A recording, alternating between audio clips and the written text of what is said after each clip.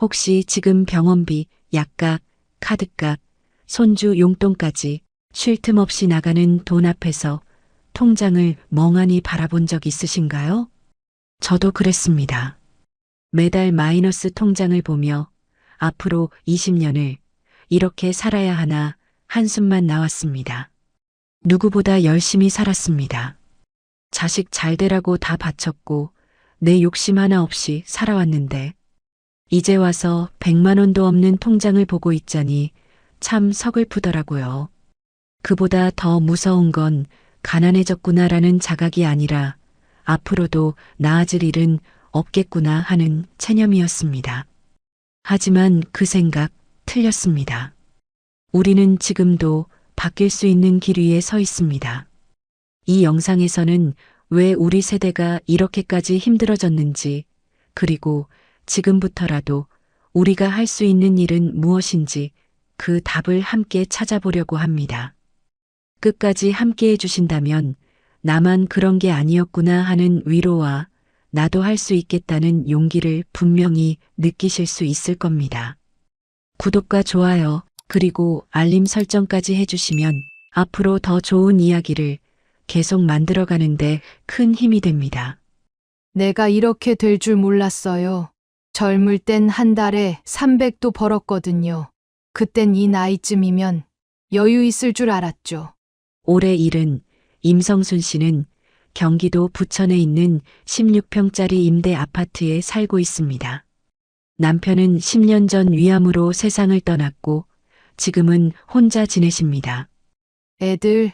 애들은 각자 살기 바빠요. 명절에 얼굴 한 번 보기 힘들죠. 성순 씨는 젊은 시절 봉제 공장에서 25년, 그 후엔 동네 마트에서 계산원으로 10년을 일했습니다. 허리 다 나가고 무릎 관절도 망가졌지만 일을 놓은 건 바로 그 바이러스 유행 시기였습니다. 그만하라고 하더라고요. 손님들이 빠르지 않다고 불편하대요.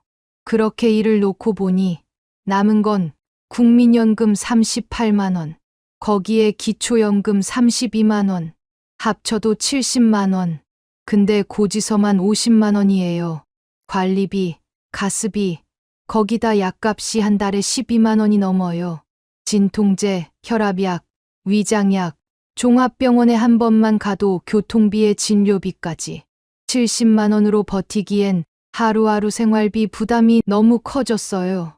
처음에는 자식한테 손 안 벌리려고 적금을 깼어요. 그 다음엔 보험 해약금까지 뺐고요. 그러다 어느 순간 카드값이 밀리기 시작했습니다. 그때부터 이상해지더라고요. 자꾸 계산이 안 맞는 거예요. 마트 가서 두세 개만 샀는데 2만 원이 넘고 외식 한 번 하면 5만 원. 예전 감각으로는 상상이 안 되는 물가입니다. 김치 하나에 15,000원인 줄 아셨어요? 전 진짜 깜짝 놀랐어요. 한 번은 며느리가 이렇게 말했습니다. 어머니, 요즘 젊은 사람들도 힘들어요. 저희도 대출 갚느라 정신 없어요. 성순 씨는 대답하지 않았습니다. 그냥 조용히 냉장고 문을 열었다 닫았을 뿐이죠. 나도 그런 말 하고 싶지 않았어요. 근데 진짜 당장 카드값도 못 맞겠더라고요. 하루는 전기세가 너무 많이 나와서 아들에게 메시지를 보냈습니다. 이번 달 관리비가 너무 많이 나왔네. 혹시 20만 원만 보낼 수 있니? 30분이 지나도 답장이 없었고 3시간 뒤 돌아온 메시지는 짧았습니다. 엄마, 나도 지금 좀 힘들어. 미안. 20만 원이 큰 돈이 아니던 시절도 있었습니다. 하지만 지금은 그 20만 원이 서로에게 버거운 돈이 되어 있었습니다. 그날 밤 전등을 모두 끄고 찬물로 손을 씻는데 뜨거운 물은 사치더라고요. 우리 나이에 이게 뭐라고 뜨거운 물을 아껴야 하나 싶더라고요. 자식은 바쁘고 친구는 아프고 그 많던 모임도 이제는 다 뿔뿔이 흩어졌습니다. 나 혼자 남은 느낌이에요. 근데 나만 그런 것도 아닌 것 같아요. 같은 아파트 옆집에 사는 73세 최명자 씨도 요즘은 이상한 금융 광고 문자들이 자주 온다고 하더군요. 연금만으로는 부족하다 보니 카드가 자꾸 늘어나고 그렇게 되면 매달 빠져나가는 이자만 해도 꽤 됩니다. 이러다 정말 감당 못하겠다는 말씀이 괜히 나오는 게 아니더라고요. 성순 씨가 처음 이상하다 느꼈던 순간은 휴대폰 요금이 자동이체 실패됐을 때였습니다. 그때 진짜 깜짝 놀랐어요. 잔고가 없다는 문자를 처음 받았거든요. 그게 좀 충격이더라고요. 한두 달 전부터는 계산기 앱을 자주 켜게 됐습니다. 오늘 얼마 썼는지, 내일 뭘 먹어야 하는지. 하지만 이 계산기엔 희망은 없었습니다. 답은 늘 마이너스였습니다. 요즘 성순 씨가 가장 무서운 건 아플까봐가 아니라 돈이 없어서 병원을 못 갈까봐입니다. 어디가 아프면 그냥 버텨요. 참다 보면 괜찮아질 때도 있고 아니면 그냥 익숙해지더라고요. 그 통증이. 이게 우리 세대의 지금 현실입니다. 몸보다 마음보다 통장 잔고가 먼저 무너지고 있다는 사실. 그럼 이제 궁금한 게 하나 있죠. 왜 하필 우리 세대만 이렇게 힘든 걸까요?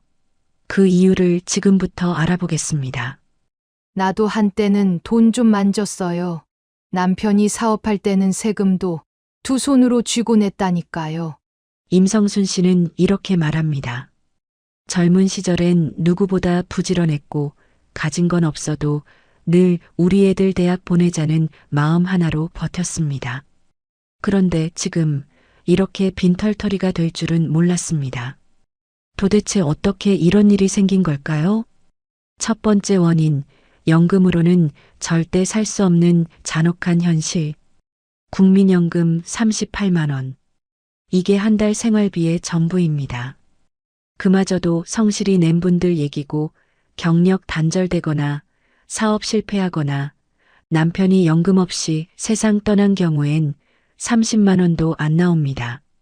젊을 땐 연금 낼 여유가 없었어요. 그냥 하루 벌어 하루 먹고 사는 게 먼저였죠. 우리 세대는 사회 안전망 없이 버텨온 첫 세대입니다. 이전 세대는 대가족 부양 체계에 묻혔고 요즘 젊은 사람들은 주식이나 부동산 투자 같은 걸 당연하게 생각하지만 우리 때는 그런 개념 자체가 없었어요. 오직 땀 흘려 일해서 버는 것만 알았거든요. 두 번째 원인, 자식은 노후 보험이라는 위험한 믿음. 자식한테 투자하면 나중에 돌려받을 수 있다. 이게 우리 세대의 확신이었죠. 하지만 세상이 바뀌었습니다. 자식들도 자기 살기 바쁩니다. 맞벌이에도 대출에 허덕입니다. 부모 부양은 도움이 아닌 부담이 되었습니다. 요즘은 자식들도 힘드니까 부모가 오히려 도와줘야 한다는 말까지 나와요. 그 말 진짜 서글퍼요. 자식을 위해 쏟아부은 시간과 돈, 이젠 돌아올 길 없는 한 방향의 투자로 끝난 경우가 많습니다. 세 번째 원인, 집까지 팔았는데 빚만 남은 절망. 집이 자산이라던데 그 집 팔고도 빚만 남았어요. 서울 근교에서 살던 65세 최기호 씨는 5년 전 자식 결혼에 보탠다고 살던 아파트를 팔았습니다. 그 돈으로는 자식 전세금 보태고 남은 걸로 지방에 원룸 하나 얻었습니다. 하지만 이후 물가는 치솟고 건강도 나빠져 다시 도시로 돌아오려 했지만 이젠 집값이 너무 올라서 돌아올 수가 없어요. 자식에게 준 돈은 투자가 아니라 소비였고 남은 건 월세 생활뿐입니다. 네 번째 원인, 예상보다 길어진 노후. 요즘 70은 그냥 중년인데 정작 일자리는 60 넘으면 구하기가 어려워져요. 10년, 20년 전만 해도 70 넘으면 준비 없이 떠난다는 말이 통했지만 지금은 85세까지 생존율이 높아졌습니다. 하지만 대부분의 시니어는 노후를 10년 계획으로만 준비했죠. 그래서 어떻게 되는가 하면 70부터는 돈 쓸 일은 많아지는데 벌 수는 없는 거예요. 여기저기 아프니까 병원비는 늘어나고 그렇다고 젊었을 때처럼 일할 수도 없고요.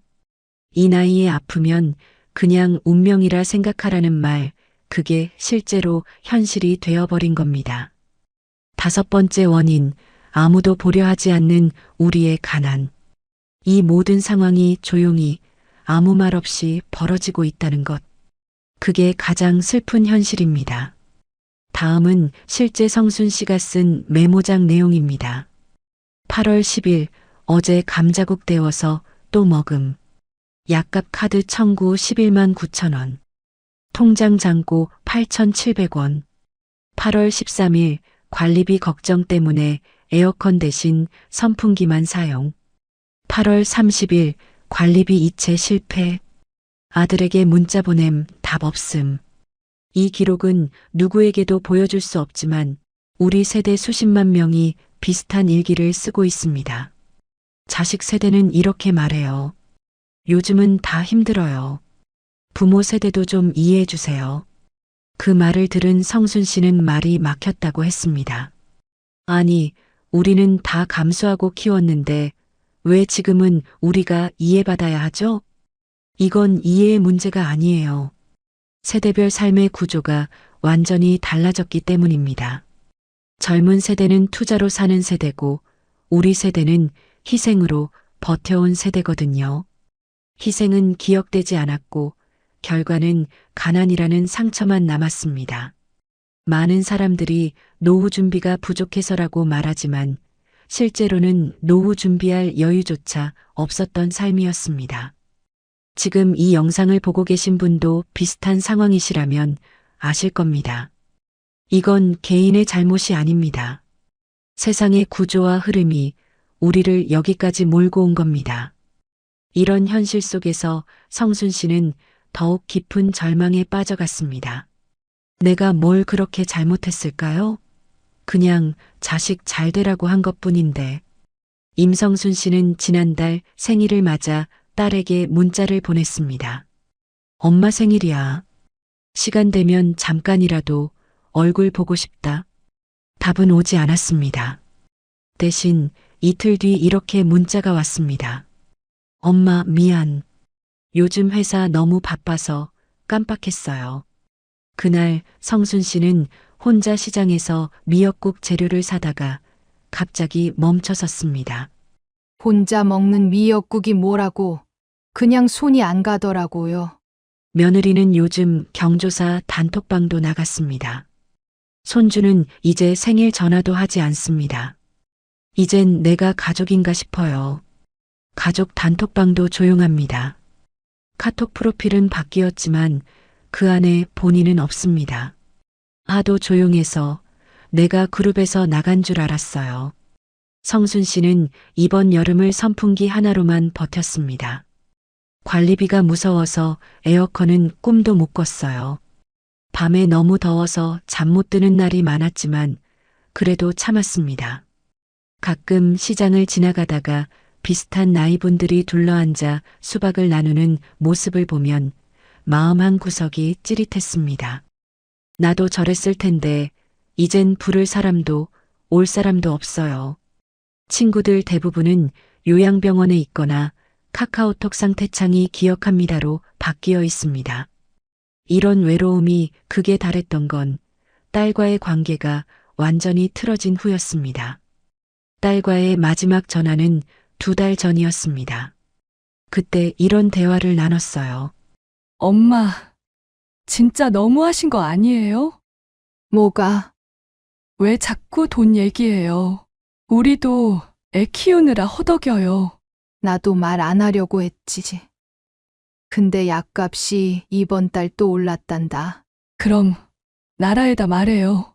왜 자꾸 우리한테 부담 주세요? 그날 성순 씨는 전화를 끊고 폰을 거실 한쪽에 던졌습니다. 그렇게까지 말해야 했나 싶더라고요. 그냥 창문을 오래 바라봤어요. 이 나이에 울기도 애매하잖아요. 그 사건 이후 모든 연락을 끊고 지낸 지 한 달. 어느 날 오후 낯선 번호로 전화가 왔습니다. 처음엔 스팸인 줄 알고 받지 않으려다 뭔가 느낌이 이상해 받았습니다. 언니, 저 기억하세요? 예전에 마트에서 같이 일했던 김영자예요. 10년 만에 전화였습니다. 며칠 전에 시장에서 우연히 언니를 봤어요. 너무 야위신 모습에 깜짝 놀랐거든요. 갑작스러운 연락에 성순 씨는 당황스러웠지만 그 전화 한 통으로 오랜만에 마음이 따뜻해졌습니다. 그냥 누가 보고 있었다는 말이 그렇게 위로가 되더라고요. 며칠 뒤 우편함에 성민고등학교 57회 동창회 모임 안내가 와 있었습니다. 동창회요? 그런 게 아직도 있나? 그 우편을 보는 순간 눈물이 흘렀습니다. 나는 세상에서 완전히 잊혀진 줄 알았거든요. 그 후 딸에게서 문자가 왔습니다. 3주 만이었습니다. 엄마, 지난번엔 정말 미안했어요. 혹시 이번 주말에 시간 되세요? 답을 바로 하진 않았습니다. 그저 핸드폰을 조용히 내려놓고 식탁에 앉아 창밖을 오래 봤습니다. 이게 사과인지 그냥 형식적인 건지 모르겠지만 그래도 말 한마디가 이렇게 아쉽더라고요. 며칠 뒤 김영자 씨가 반찬을 한 통 들고 찾아왔습니다. 혼자 지내신다길래 겸사겸사 김치 좀 했어요. 성순 씨는 처음엔 사양했습니다. 하지만 김영자 씨는 웃으며 말했습니다. 언니, 혼자 사시는 거지 정말 아무도 없는 건 아니잖아요. 저처럼 언니 걱정하는 사람도 있고요. 그 말이 가슴 깊이 박혔습니다. 그날부터 뭔가 조금씩 바뀌더라고요. 길을 걸을 때도 마트 계산할 때도 내가 완전히 투명한 존재는 아니란 느낌이 들었어요. 그런 마음의 변화가 있었기 때문일까요? 얼마 후 딸이 찾아왔습니다. 주말 오후였습니다. 성순 씨는 오랜만에 국을 끓이고 밥을 했습니다. 말은 없었지만 딸이 집에 들어올 때부터 기쁜 마음에 가슴이 떨렸습니다. 식사를 마친 뒤 딸이 조심스럽게 입을 열었습니다. 엄마, 그때 그렇게 말해서 정말 미안했어요. 사실은 나도 너무 지쳐 있었어요. 나 사실 엄마가 문자 보낼 때마다 마음이 너무 아팠어요. 근데 솔직히 감당이 안 되더라고요. 성순 씨는 말이 막혔습니다. 항상 무심하다고만 생각했던 딸의 입에서 감당이 안 된다는 말이 나올 줄은 몰랐습니다. 사실 오빠랑 얘기했었어요. 우리 둘이 매달 돈 보내드릴까 하고. 근데 오빠는 요즘 일도 없고 나는 대출에 허덕이고 그러면서 서로 미루다가 그냥 못 본 척하게 되더라. 그게 너무 죄책감이었어요. 며칠 뒤 성순 씨 휴대폰에 손자 준호에게서 문자가 왔습니다. 할머니 안녕하세요. 생일날 연락 못해서 죄송해요. 엄마가 힘들어 보여서 할머니한테 연락하면 안 될 것 같았어요. 근데 이제 엄마가 괜찮다고 해서 문자 드려요. 할머니랑 같이 시장 갔던 거 아직도 기억나요. 방학 때 다시 만나요. 그 문자를 보고 성순 씨는 조용히 눈을 감았습니다. 아무도 자기를 생각하지 않는 줄 알았는데 그런 생각이 조금씩 바뀌었습니다. 그런데 이런 작은 위로들이 하나씩 늘어나기 시작했습니다. 며칠 후 친구와 동창회 이야기를 하며 오랜 친구들에 대한 근황을 들었습니다. 그중 한 친구 홍미자 씨가 이런 말을 했다고 합니다. 성순이는 진짜 착했어. 학교 다닐 때도 우리 중에 어려운 애 있으면 도시락 나눠주고 그랬잖아. 그 말을 듣고 성순 씨는 가슴이 뭉클했습니다. 나를 아직도 기억해주는 사람이 있구나. 어느 날 오래된 상자를 정리하다가 자식들이 어릴 때 그린 그림을 발견했습니다. 딸이 그린 그림 아래 이렇게 적혀 있었습니다. 우리 엄마가 제일 예뻐요. 엄마 사랑해요. 그 글씨를 보는 순간 눈시울이 뜨거워졌습니다. 며칠 후 딸이 다시 찾아와서 말했습니다. 엄마, 제가 이번에 승진했거든요. 그래서 매달 10만 원씩이라도 도와드릴 수 있을 것 같아요. 성순 씨는 고개를 저었습니다. 돈보다 그냥 이렇게 가끔 와주는 게 더 힘이 된다. 그날 이후 딸은 가끔 장을 봐서 찾아오고 손주는 전화로 안부를 묻고 김영자 씨와는 일주일에 한 번 점심을 먹게 됐습니다. 그리고 무엇보다 성순 씨 스스로가 달라졌습니다. 이제 나는 혼자가 아니다. 그 말을 믿기로 했어요. 큰 걸 바란 건 아니에요. 그냥 말 한마디, 눈빛 하나. 그게 그렇게 간절했어요. 그런데 관계만 회복되었다고 해서 모든 문제가 해결된 건 아니었어요. 여전히 통장엔 돈이 부족했고 현실적인 문제들은 남아 있었거든요. 그래서 성순 씨는 이렇게 생각했습니다. 관계도 회복했으니 이제 생활도 조금씩 나아지게 만들어 봐야지. 이제부터 성순 씨가 실제로 실천해서 효과를 본 방법들을 소개해 드리겠습니다. 성순 씨가 터득한 방법들은 특별하지 않습니다. 하지만 작은 실천들이 모여 큰 변화를 만들어낼 수 있는 현실적인 해결책들입니다. 첫 번째 해결책, 돈 새는 구멍 막기. 우린 들어오는 돈은 정해져 있잖아요. 근데 나가는 돈은 잡아보면 끝이 없습니다. 성순 씨도 처음엔 어디로 돈이 새는지 몰랐어요. 그래서 하루에 쓴 돈을 3칸으로 나눠 적어보기 시작했습니다. 살아가는데 꼭 필요한 돈, 있으면 좋은데 없어도 되는 돈, 아예 안 써도 되는 돈. 마지막 칸이 많으면 거기가 새는 구멍입니다. 또 하나, 카드 말고 현금 봉투를 써보세요. 카드는 다음 달에 빠져나가니까 내가 얼마나 썼는지 실감이 안 나요. 현금은 쓰는 순간 줄어드는 게 보입니다. 식비, 차비, 용돈을 봉투에 나눠 담으면 절대 한도 이상 안 쓰게 됩니다. 보험, 휴대폰 요금도 다시 보셔야 합니다. 예전엔 필요했지만 지금은 필요 없는 특약이 많아요. 휴대폰 요금제도 쓰는 양보다 비싼 경우가 많습니다. 이것만 줄여도 한 달에 몇만 원은 남아요. 두 번째 해결책, 작은 수입 만들기. 벌 나이가 지났는데 그런 생각은 버리세요. 힘든 일 말고 몸에 무리 없는 일이 있습니다. 우린 평생 쌓아온 솜씨가 있잖아요.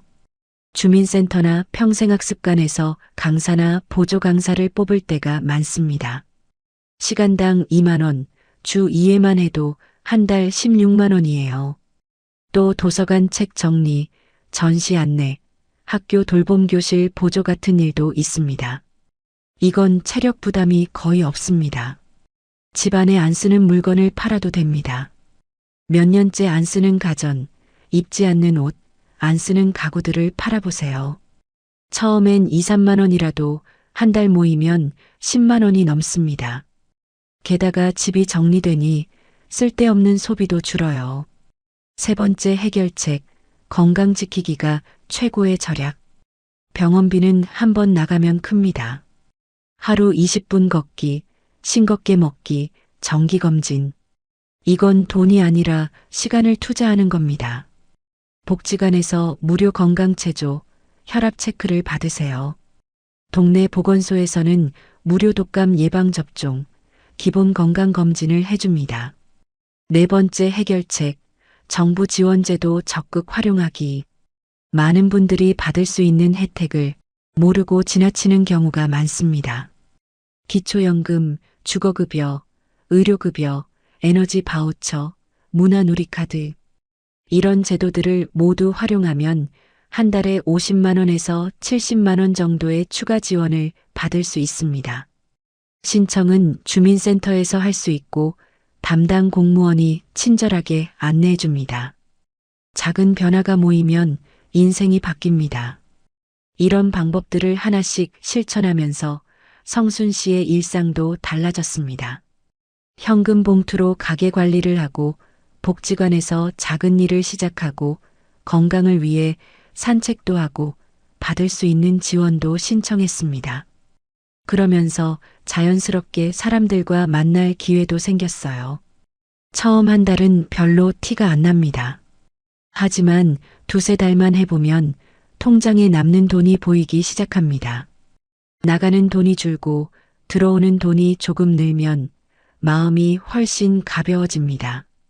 예전엔 카드값이 무서워서 우편함을 안 열었는데 이젠 이번 달 얼마가 남았나 먼저 통장을 열어보게 됩니다. 그 순간 나도 할 수 있구나 하는 자신감이 생깁니다. 돈보다 중요한 건 연결입니다. 요즘 뭐해요? 이 한마디가 돈보다 큰 힘을 발휘할 수 있습니다. 몸이 아파도 누군가 걱정해주는 사람이 있다는 느낌이 가장 큰 치료고 돈이 부족해도 말이 오가는 인간관계가 가장 큰 위안입니다. 우린 평생을 버텨온 세대입니다. 경제위기, IMF, 자식들 교육비 폭탄 다 견뎌왔습니다. 지금도 늦지 않았습니다. 성순 씨도 말합니다. 진짜 중요한 건 누구랑 밥을 먹느냐더라고요. 메뉴보다 사람이더라고요. 하지만 그렇다고 현실을 외면할 수는 없죠.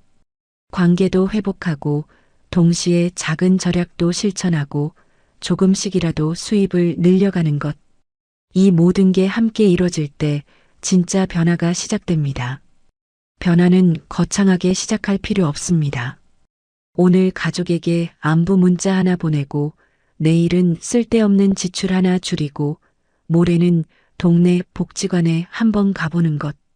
그런 작은 실천들이 쌓이면 100만 원도 없던 통장과 텅 빈 마음이 모두 조금씩 채워집니다. 중요한 건 오늘부터 시작하는 겁니다. 성순 씨도 그렇게 시작했습니다. 그로부터 석 달 후 연말이 되었습니다. 성순 씨의 집에 오랜만에 가족들이 모였습니다. 딸과 사위, 손주 준호가 작은 케이크를 들고 왔고 딸은 직접 만둣국도 끓였습니다. 엄마, 연말이니까 따뜻한 만둣국으로 한 해 마무리해요. 딸이 정성스럽게 끓인 만둣국을 한 숟갈 뜬 성순 씨에게 딸이 말했습니다. 엄마, 어릴 때 엄마가 추운 겨울마다 해주던 만둣국 맛이 나요? 그때 그 맛 잊을 수가 없어서 똑같이 해보려고 했는데. 성순 씨는 속으로 생각했습니다. 석 달 전만 해도 이런 자리가 부담스러웠는데 이제는 마음이 한결 가볍습니다. 현금 봉투 관리를 시작한 후 한 달에 5만 원씩 아끼게 되었고 복지관 도서 정리일로 매주 4만 원씩 벌고 있으니까요. 돈이 조금 생기니까 마음도 편해지고 이렇게 가족들과 함께하는 것도 부담스럽지 않아졌어요. 아, 이게 진짜 여유구나. 통장에 많은 돈은 없어도 이렇게 사랑하는 사람들이 있으니까. 밥을 다 먹고 나서 성순 씨는 딸에게 조심스럽게 말했습니다. 요즘 엄마가 복지관에서 일 좀 하고 있어. 책 정리하는 거라 힘들지도 않고 한 달에 8만 원 정도 나와. 딸이 깜짝 놀랐습니다. 엄마, 정말요? 몸은 괜찮으세요? 괜찮아. 앉아서 하는 일이라 편해. 그리고 카드도 끊고 현금만 쓰니까 한 달에 5만 원은 덜 써지더라. 성순 씨는 손주 준호에게 말했습니다. 준호야, 할머니가 이번에 용돈 좀 줄 수 있을 것 같아. 많지는 않지만. 할머니, 괜찮아요? 안 주셔도 돼요? 아니야. 할머니 통장에 이제 40만 원이 생겼거든. 석 달 전엔 8만 원밖에 없었는데 말이야. 그 순간 준호의 눈이 반짝였습니다. 할머니 진짜 대단하세요. 그날 밤 성순 씨는 통장을 확인했습니다. 잔액 40만 원. 석 달 전 8만 원이었던 것에 비하면 엄청난 변화였습니다. 100만 원은 아직 멀었지만 적어도 다음 달 병원비는 걱정 없겠구나. 이 속도로 가면 그래도 조금 더 모을 수 있을지 모르겠어. 어느 날 성순 씨는 자리에 앉아 조용히 생각했습니다. 젊을 땐 큰 돈을 벌어야 한다고 생각했는데 지금은 작은 돈이라도 꾸준히 모으는 게 더 중요하다는 걸 알았다. 하루에 1,000원씩만 아껴도 한 달이면 3만 원, 1년이면 36만 원이다. 그리고 무엇보다 중요한 건 돈이 조금씩 늘어나니까 사람들과 만나는 것도 부담스럽지 않다는 거다. 통장에 100만 원은 아직 없지만 40만 원은 있습니다. 임성순 씨는 오늘도 작은 가계부에 하루를 적습니다. 복지관일 2만 원 수입, 현금 봉투에서 식비 5천 원 사용, 딸에게서 안부 전화, 영자와 산책, 이번 달 저축 목표 달성, 작지만 확실한 변화들이 그 안에 담겨 있습니다. 우리 세대가 가난해진 건 우리 잘못이 아니에요. 하지만 그렇다고 손 놓고 있을 수는 없잖아요. 작은 실천들이 쌓이면 통장 잔액도 조금씩 늘어날 수 있어요. 성순 씨처럼 현금 봉투로 관리하고 작은 일이라도 해보고 정부 지원도 받아보세요. 석 달만 해봐도 분명 변화를 느끼실 수 있을 거예요. 혹시 지금 통장에 100만 원 없으신 분들, 성순 씨가 실천한 방법들을 따라해 보세요. 현금 봉투에 하루 용돈 정해놓기, 주민센터에서 시니어 일자리 알아보기, 기초연금 같은 정부 지원 신청하기, 집에 있는 안 쓰는 물건들 팔아보기. 이런 작은 실천들이 몇 달 후엔 분명 변화를 만들어낼 겁니다. 당신도 할 수 있습니다. 성순 씨가 8만 원에서 40만 원으로 늘린 것처럼 여러분도 지금보다는 나아질 수 있어요. 오늘부터 시작해 보세요. 작은 한 걸음이 통장 잔액을 바꿔놓을 겁니다. 그리고 오늘 저녁 통장을 한번 열어보세요. 거기서부터 변화가 시작됩니다. 하지만 무엇보다 중요한 건 혼자가 아니라는 걸 아시는 거예요. 그동안 정말 고생 많으셨어요. 이 말 누군가 해주지 않았다면 제가 오늘 대신 전해드릴게요. 당신은 충분히 잘해오셨고 앞으로도 잘 살아갈 수 있는 분입니다. 그 마음만으로도 우리는 다시 한 걸음씩 걸어갈 수 있습니다. 긴 이야기 끝까지 함께 해주셔서 감사합니다. 오늘 말씀이 도움되셨다면 좋아요와 구독 부탁드려요. 여러분의 클릭이 제게 큰 힘이 됩니다. 댓글로 여러분의 이야기도 들려주세요. 우리의 작은 경험이 다른 누군가에겐 큰 위로가 됩니다. 성장하는 시니어와 함께 더 나은 내일을 만들어가요. 성장하는 시니어, 오늘도 한 걸음 더 성장합니다. 나이는 숫자일 뿐, 성장은 계속됩니다. 지금이 내 삶의 진짜 시작이에요. 감사합니다.